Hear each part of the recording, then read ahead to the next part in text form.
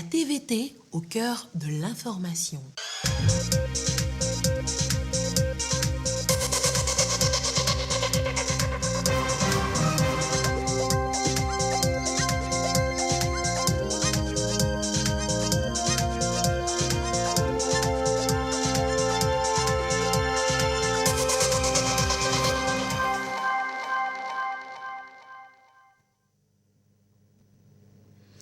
Mesdames, Messieurs, bonsoir.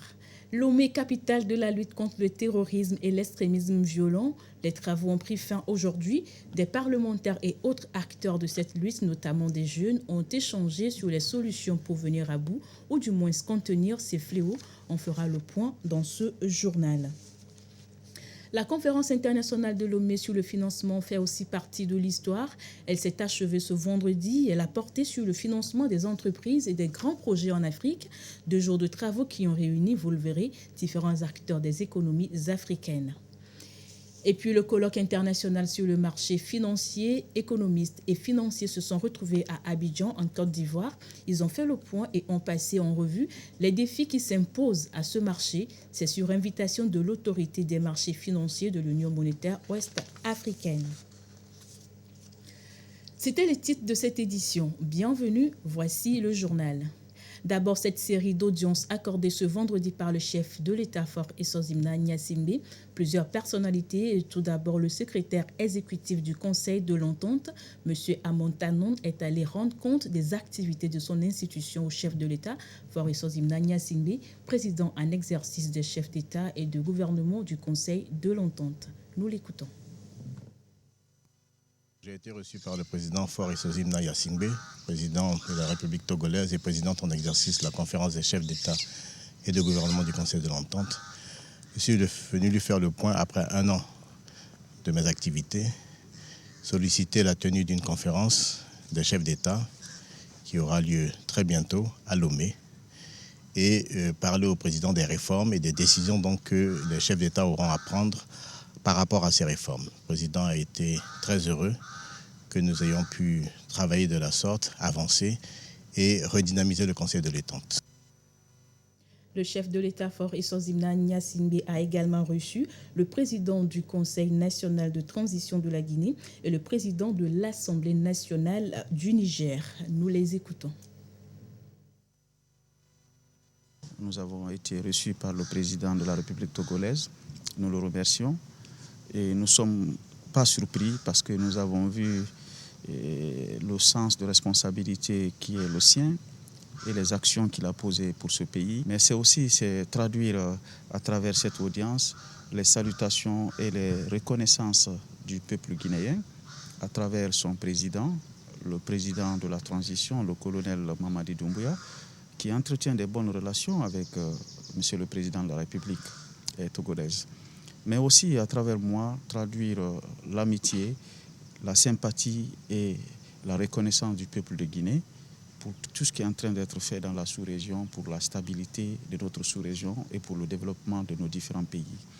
J'ai eu l'opportunité aussi d'expliquer à monsieur le président de la République la situation de la Guinée, les avancées et les défis, les mois et les années à venir pour permettre le retour à l'ordre constitutionnel et créer les conditions d'une stabilité durable pour notre pays, qui ne peut pas se faire sans un environnement apaisé, qui ne peut pas se faire sans une collaboration, sans un partenariat responsable de modèles africains entre nos différents pays, entre nos différents leaders et nos différents responsables. Alors cette mise à niveau en termes d'information a été complétée par l'adresse des vœux les meilleurs pour le président de la République togolaise en ce qui concerne son frère et ami, le colonel Mamadi Doumbouya, président de la transition guinéenne. Nous avons été bien reçus et le président a été activement et attentivement à notre écoute. Je ne peux que remercier Madame la présidente de l'Assemblée nationale du Togo pour cette opportunité et prier pour la santé pour le président, mais pour tout le peuple togolais qui est en train de se battre contre ceux qui veulent le déstabiliser. Je vais parler de ces extrémismes, de ces terroristes. J'ai prié Dieu que Dieu ne montre pas le chemin de la déstabilisation à ceux qui l'en veulent pour le peuple togolais. Je suis venu présenter mes respects au président de la République. Nous sommes venus ici depuis 2 jours pour une réunion qui a été donc convoquée au nom des parlements. Nous avons remarqué qu'en ce qui concerne l'insécurité, surtout dans les zones comme les nôtres, c'est beaucoup plus les jeunes qui sont enrôlés. Et nous avons voulu voir dans quelle mesure nous pouvons réfléchir pour voir comment tous ces jeunes-là, aussi bien au niveau, disons, de l'exécutif qu'au niveau du Parlement, comment nous devons faire pour que ces jeunes-là comprennent d'abord pourquoi cette insécurité et faire en sorte que cette jeune, que aussi bien le gouvernement que le Parlement puissent s'en occuper. Parce que cette insécurité, malheureusement, n'a pas de frontières. Et nous nous sommes dit qu'il fallait que nous nous retrouvions pour réfléchir ensemble et puis voir les dispositions qu'il faut prendre, surtout en ce qui concerne la jeunesse, disons, pour arrêter donc cette insécurité. Agenda chargé donc pour le chef de l'État-fort Essozimna Gnassingbé ce vendredi. Il a également reçu en audience le vice-directeur des Nations Unies contre le terrorisme. Il nous fait le point sur leurs échanges. Je tiens à remercier l'État de Togo et en particulier son Excellence, Monsieur le Président, pour tout l'appui que nous avons reçu. Nous venons de célébrer une grande conférence parlementaire sur la lutte contre le terrorisme et la coopération avec le Togo, je dois dire, est exemplaire entre mon office, l'Office des Nations Unies pour la lutte contre le terrorisme, et toutes les institutions du Togo. Nous avons mis en place une stratégie de coopération sur 3 niveaux. Au niveau très technique pour le renforcement des capacités nationales, et ça marche très bien. Nous faisons beaucoup d'activités ensemble, de formation et d'autres initiatives très spécialisées, que ce soit avec l'aviation civile ou bien le ministère de la Sécurité ou d'autres institutions. Mais aussi au niveau politique, nous menons toute une stratégie d'action au niveau africain, parce que le continent africain est sous attaque par les groupes terroristes, et donc il est très important de s'engager au plus haut niveau. Et dans cet esprit, nous allons mener une série d'activités, de sommets même présidentiels, dont je viens d'en discuter avec Monsieur le Président. Et troisièmement, l'engagement parlementaire qui est absolument nécessaire. Je suis très reconnaissant à Madame la Présidente de l'Assemblée nationale, une femme d'envergure qui est absolument très motivée, et nous sommes très contents de même le leadership que le Togo prend sur cette thématique également. Et donc j'ai à nouveau félicité Monsieur le Président. On reste préoccupé pour l'avancée des groupes terroristes en Afrique en général, mais j'ai tenu à dire à Monsieur le Président que le Togo n'est pas seul et que vous pouvez compter avec l'appui des Nations Unies sur ça. Le président du Conseil national de transition du Mali et la présidente du Sénat du Zimbabwe ont également échangé ce vendredi avec le chef de l'État, Faure Essozimna Gnassingbé.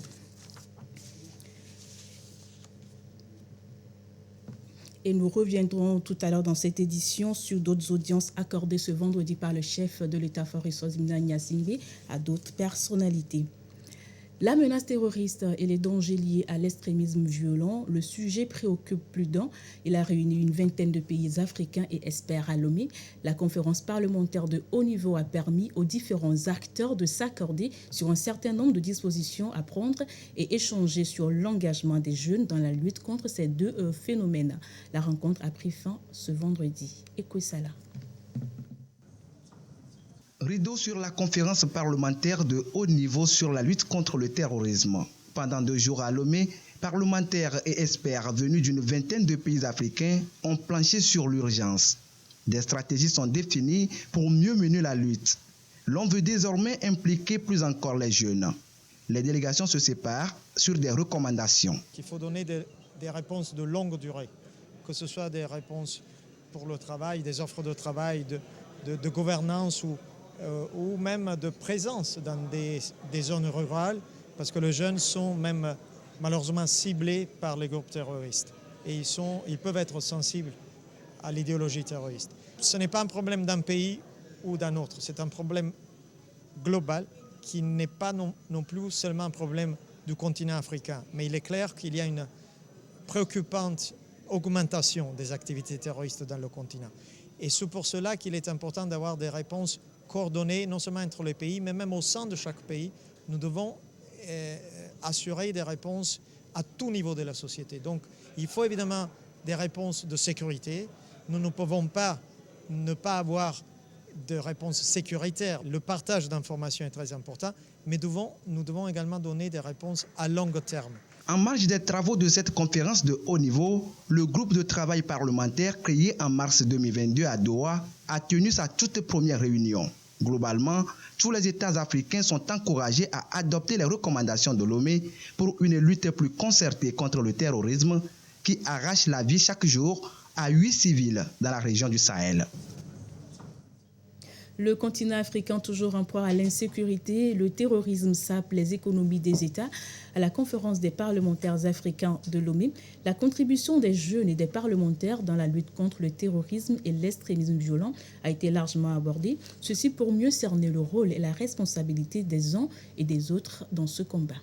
Arnold Kiliou nous fait le point. Les jeunes sont les cibles tant du recrutement et de la radicalisation au sein des organisations extrémistes violentes que des attentats terroristes. Doués d'un talent de communication, d'infiltration et de mobilisation, les jeunes sont également mieux placés pour promouvoir une culture de tolérance et de paix parmi leurs pairs. Les parlementaires africains vont chercher à comprendre à Lomé le rôle que les jeunes pourraient jouer et comment collaborer avec eux pour trouver des solutions africaines aux problèmes de terrorisme sur le continent. Développer une approche sur 3 niveaux.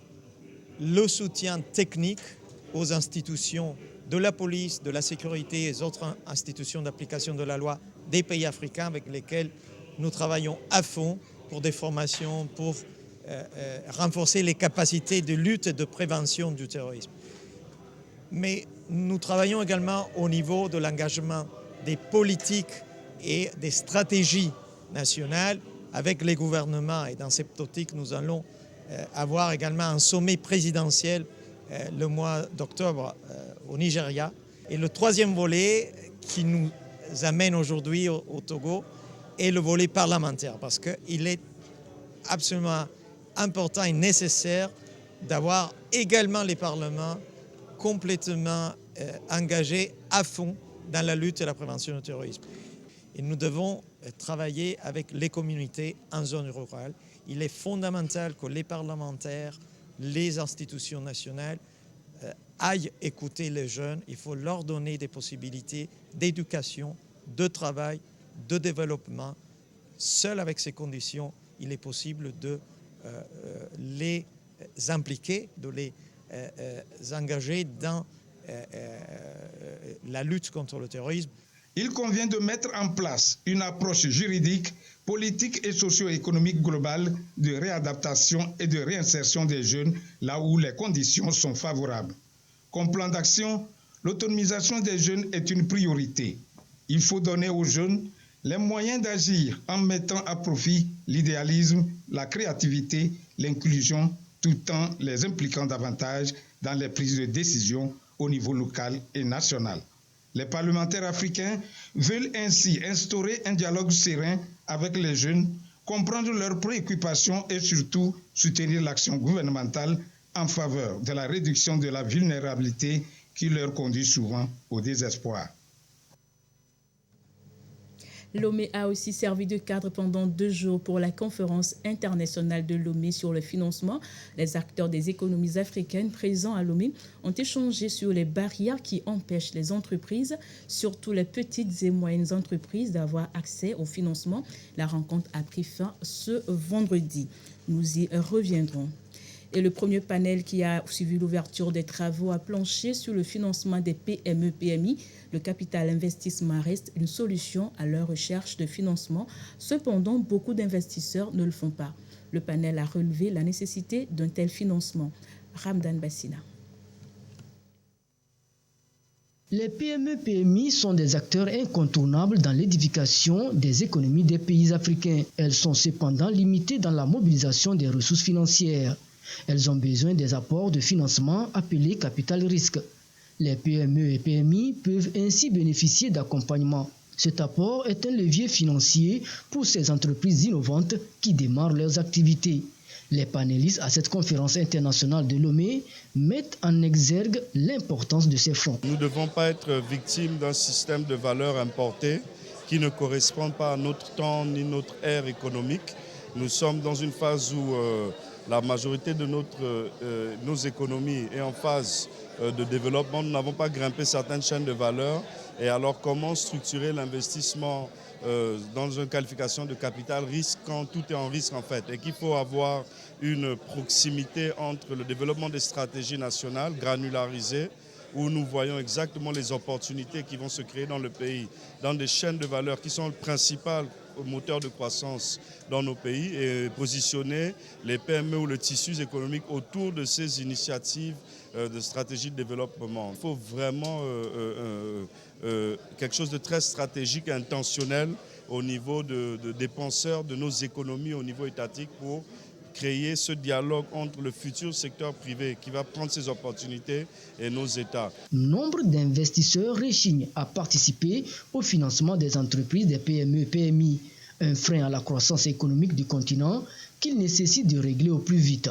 Il y a plusieurs choses qu'on doit regarder. La première chose, c'est nous-mêmes, le changement de notre mentalité. Deuxième chose, c'est qu'on doit être prête pour l'investissement. Et ce n'est pas juste une question de j'ai un bon projet, mais le porteur de projet même, je dois avoir confiance en lui, par exemple, parce que c'est d'abord lui, avant le papier qu'il a dans ses mains. Parce que des fois, il y a un décalage entre les personnes qui ont écrit le papier et le papier qu'il a tenu. Donc, les investisseurs cherchent à comprendre, à être sûr que le porteur de projet est quelqu'un qui est fiable, c'est quelqu'un qui croit bien en son projet. Et la question des risques de capital et tout deviendrait vraiment juste un chanson. Le continent africain a besoin de politiques fortes et cohérentes et un soutien fort des entreprises émergentes prêtes à soutenir la croissance selon les organisateurs. Le marché financier régional existe depuis 25 ans. Il apporte beaucoup de ressources pour le financement des économies de la zone UMOA. L'autorité des marchés financiers de l'Union monétaire ouest-africaine a réuni à Abidjan, en Côte d'Ivoire, des économistes et des financiers. Ils font le bilan et échangent sur les défis qui s'imposent à ce marché. Carmen Madé Akako. Spécialiste de la finance, régulateur du marché financier et acteurs du monde économique africain, réfléchissent sur les moyens à mettre en place pour faire du marché financier régional une place financière de référence. Déjà 25 ans que ce marché régional est mis en place. Il a déjà donné à la sous-région de forts moyens pour financer l'économie, près de 4 000 milliards en 2022. Il est clair, et cela se confirme davantage, que le marché financier régional est en mesure d'apporter des ressources au financement des économies et sous les auspices de régulateurs communs aux 8 États, l'AMF UMOA, autorité des marchés financiers de l'Union monétaire ouest-africaine. Si des avancées significatives ont été enregistrées depuis 26 ans de fonctionnement, des défis restent à relever pour concrétiser la vision des pères fondateurs de notre marché, celle de faire du marché financier régional un levier incontournable pour le financement à long terme des économies de notre région. L'essor des nouvelles technologies et, de manière générale, du numérique, auquel nous assistons, recèle de nombreuses opportunités en termes de développement socio-économique et d'inclusion financière. Toutefois, cet effort s'accompagne d'une série de nouvelles formes de risques que nous devons tous, régulateurs et acteurs du marché, maîtriser pour assurer un développement sécurisé de notre marché. Les besoins de financement des États et des entreprises ont considérablement augmenté ces dernières années, surtout avec la crise sanitaire et le conflit en Ukraine. Il importe donc de renforcer le rôle du marché financier régional, selon le ministre ivoirien de l'économie et des finances, président du Conseil des ministres de l'UMOA. Comme moyen de financement à long terme des économies de l'UMOA, permettra d'appuyer les actions engagées qui visent la transformation structurelle des économies des pays de l'Union, énoncées par les États membres dans leurs différents plans et programmes de développement. À ce titre, il me paraît utile de rappeler que les marchés des capitaux, grâce à leur capacité d'innovation, doivent constituer une source de financement alternative. Les réflexions au cours de ce colloque ont essentiellement porté sur les nouvelles technologies et leur régulation, les mesures de lutte contre les placements à risque et l'intégration des marchés financiers. Une meilleure visibilité de l'AMF-UMOA, régulateur du marché financier régional, pourrait justement aider à atteindre cet objectif. Et parlant de visibilité, le nouveau logo de l'AMF-UMOA sera bientôt révélé. Merci Carmen Madi Akakbo. Vous l'avez suivi, les travaux ont réuni des économistes et financiers de plusieurs pays africains. En marge de ce colloque, quelques participants se sont exprimés au micro de Carmen Madi Akakbo. On a pu se rendre compte de l'évolution du marché financier de l'UMOA. Et le rôle de l'AMF-UMOA est un rôle très très important. La preuve, on voit comment se porte le marché financier. Et je rebondis là-dessus pour souligner l'importance d'un régulateur comme celui-là, venant moi-même d'une institution de régulation, à savoir la Conférence interafricaine de la prévoyance sociale, la CIPRES en abrégé, qui est basée à Lomé au Togo. La CIPRES particulièrement qui est chargée du contrôle de la gestion technique, administrative et financière des organismes de prévoyance sociale et qui est invitée à ce colloque à ce titre, est un partenaire de l'AMF-UMOA. Et ensemble, nous œuvrons pour l'assainissement, pour l'amélioration de nos secteurs. Il faudrait saluer, n'est-ce pas, cette initiative d'organiser ce colloque international qui coïncide avec le changement de nom de la CREF qui devient l'AMF-UMOA pour marquer son autorité, parce que tout ça c'est pour accélérer ou du moins mettre l'accent sur la régulation du marché. Parce que vous savez, le marché financier est un marché très sensible et donc c'est pour ça qu'aujourd'hui, quoi qu'on dise, il faut une autorité forte pour réguler ce marché. Le changement de nom, à mon avis, permet d'affirmer davantage les missions et la perception que les gens doivent avoir du régulateur. Quand il était conseil, c'est comme un conseil. Maintenant, il devient autorité. Et une autorité est différente d'un conseil. Une autorité a des missions de protection, de sanctions, d'accompagnement. Et cette autorité doit s'affirmer dans le marché. Elle doit être comprise comme telle par les acteurs et évidemment doit être dans la logique aussi d'accompagner le développement du marché.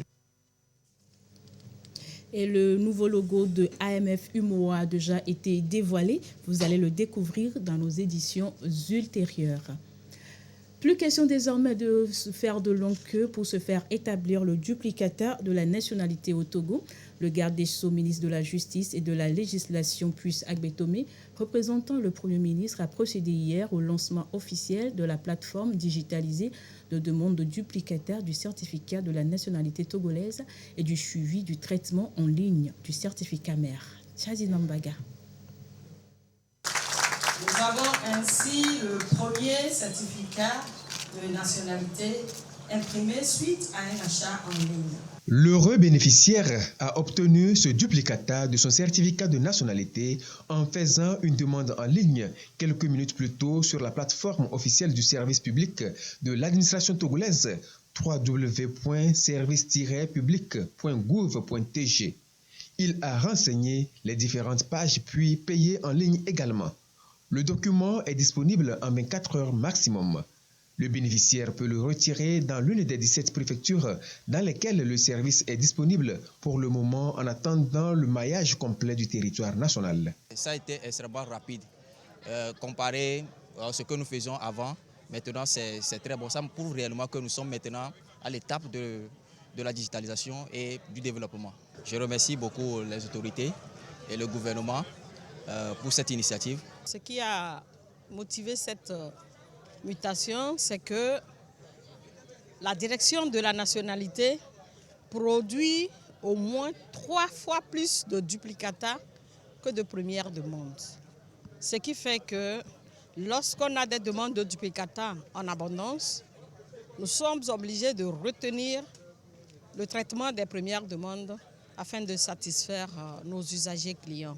Le processus de digitalisation concerne aussi le suivi en ligne du traitement de l'établissement de la première demande du certificat de nationalité. Celle-ci doit se faire encore en présentiel. Nous exhortons nos concitoyens à venir par eux-mêmes faire leur dépôt.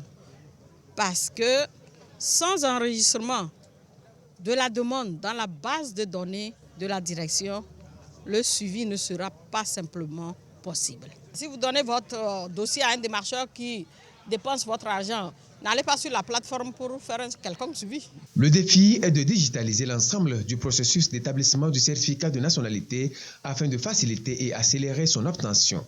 Cependant, il existe des contraintes. Aujourd'hui, nombreuses sont les contestations ou les critiques, mais je voudrais que le citoyen comprenne que délivrer un certificat de nationalité n'est pas comme délivrer un casier judiciaire.